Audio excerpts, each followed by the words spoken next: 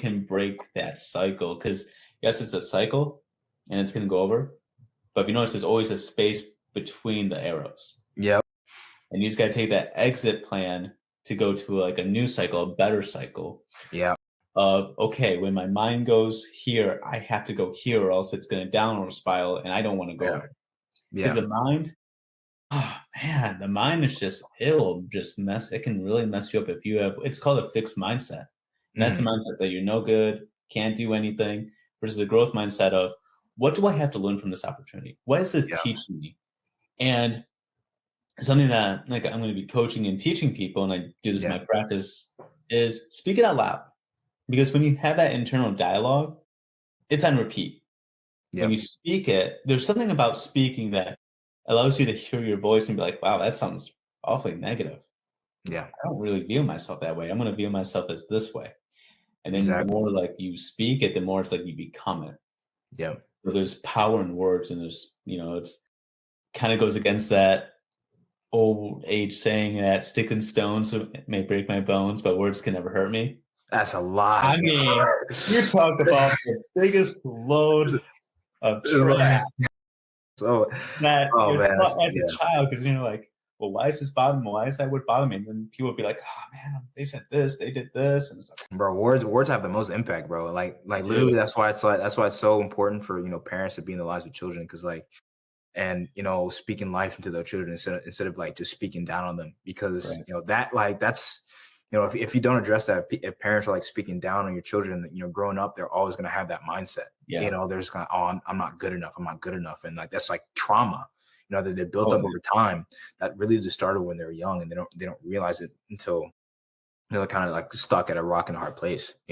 And yeah, it's kind of hard too, because if you always look at the generation prior, they Hmm. were a little bit harsher because Yeah, it was a different time period. sure. And I know a lot of people would be like, I'm never going to be like my dad or my mom or whomever. And then they eventually, sometimes they do become that person. And they kind of almost like one day wake up and be like, I don't want to become this person. I don't want to always have to yell. Yeah, I don't always want to scream or downplay people, but sometimes people just don't know what to do. sure. I Yeah, mean, think about, literally. you're not really taught in school. I mean, you're not, unless it's, yes, it is up to the family, but there does need to be some type of education. And yes, the school does offer like what's called social emotional learning. Yeah, So they're getting there, but it's not really about how do you handle dispute? How do you handle a disagreement? yeah, How can you be okay with yourself if a group of friends don't want you to play? I mean, a yeah. lot of those things in different scenarios aren't really taught. And I know your parents will probably just do the best, be like, well, just don't hang out with them. But it's like, I want to hang out with them because they're cool. They're like the fun people, Yeah, literally. Yeah. right? And yeah, that's true. Because going back, I can relate to that, because I was always like looking, like growing up, I was always looking for validation from people. Mhm. And I wanted to hang with the cool kids. I wanted to be the cool kids. That's why I kind of like turned to fitness, like initially. But then going back to the story, like when I was alone, like a recluse, like I learned to like just be alone, dude. And like obviously, it became dangerous at times, of course. Yeah. But like learn to eventually like becoming your own, your own character, like Mhm. become like fall in love with yourself.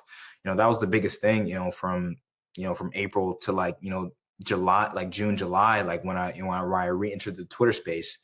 Those those months, I was learning, to be, to fall in love with myself, like just spending time Yeah. with God, spending time with family, and reaching out to people, reaching out to old friends, and burn that but during that time, like I learned to like just I'm my own best friend, and I Yeah. feel like a lot of people don't realize that, because I feel like if as soon as like you remove like those friendships, there's like, oh well, I mean, what do I have now? Yeah. So I think moments of isolation, not for obviously not for a long period of time, but little moments here and there Yeah. of isolation, it can really just really help you develop a character.